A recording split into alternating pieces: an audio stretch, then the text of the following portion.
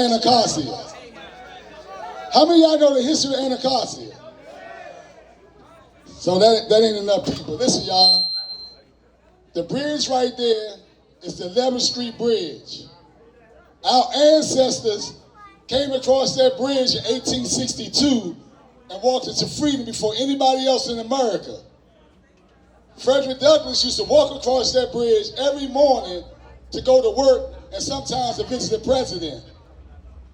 Also, our enslaved ancestors who were free would sleep in shacks on 8th Street, and every night after work, they would take lanterns and walk across that bridge, and they built buried farms.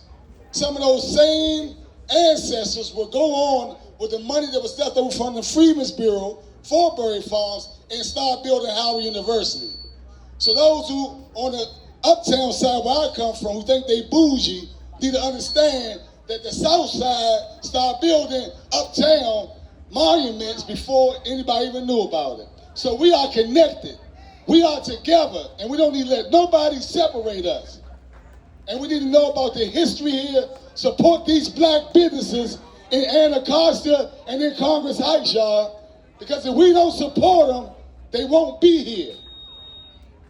I'm gonna say that again.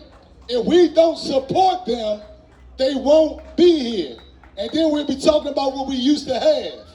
It's 100+ black businesses in Anacostia.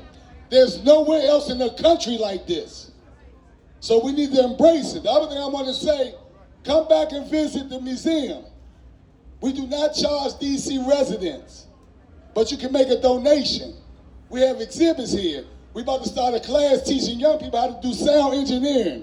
We're going to teach them how to do live streaming. We work with children at Anacostia High School, and we teach them how to be tour guides, which is one of the biggest industries in DC. And I wanted to say that for these ignorant ass NIGGAs who don't understand how institutions operate, let me explain something to you.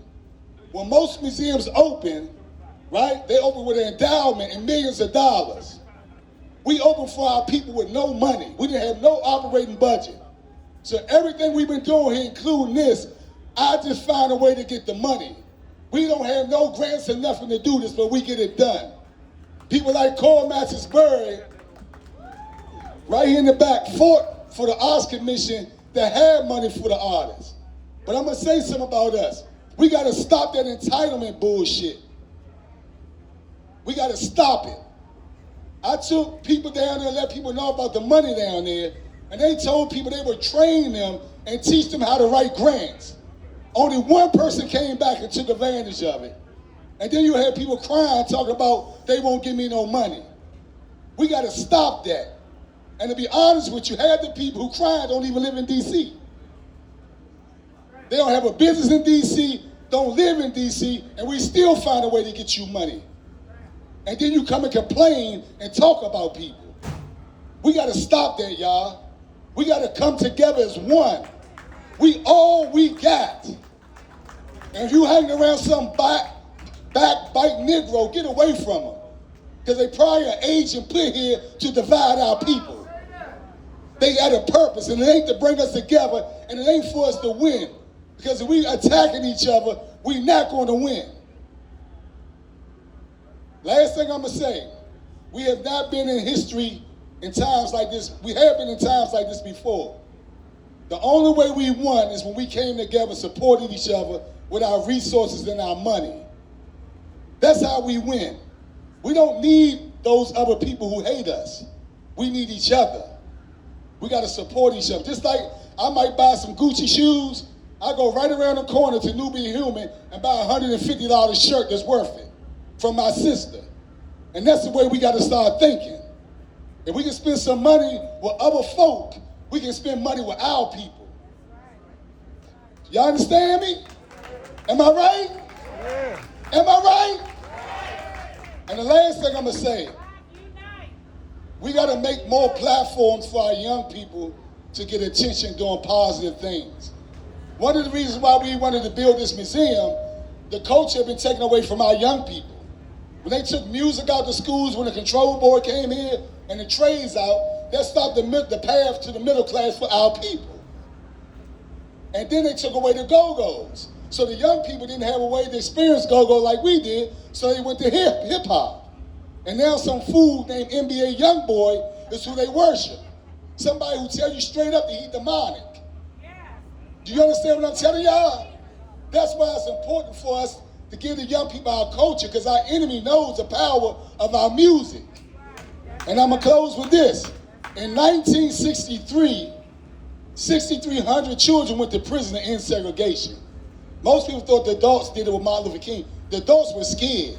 They were scared to go to jail. They were scared to lose a job, a car, or their house, or scared to die.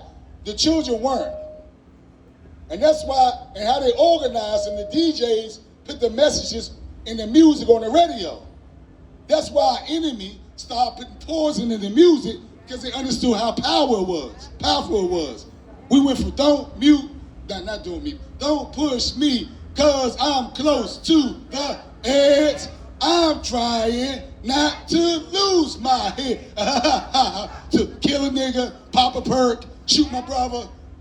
She's a bitch, she a hoe. You understand what I'm saying? So they don't push somebody who's talking like J. Cole or Common, but they push somebody like NBA Youngboy and Sexy Reds.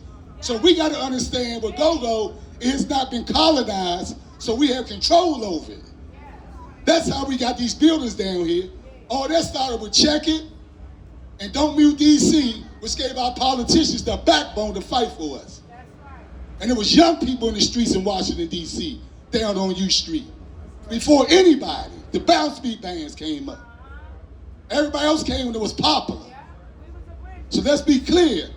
Our youngers are the answer. Those youngers that was on the bridge the other day, the Core Mastersburg Southeast Tennis Learning Center, posted as Harriet Tubman, Frederick Douglass, and the Anacostia Indians. That's where the power is at when we teach them.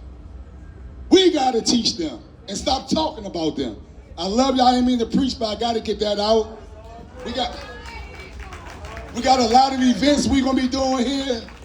We want to connect both sides of MLK, from the bottom to the top, and even with our brothers in Baltimore who came here and marched with us.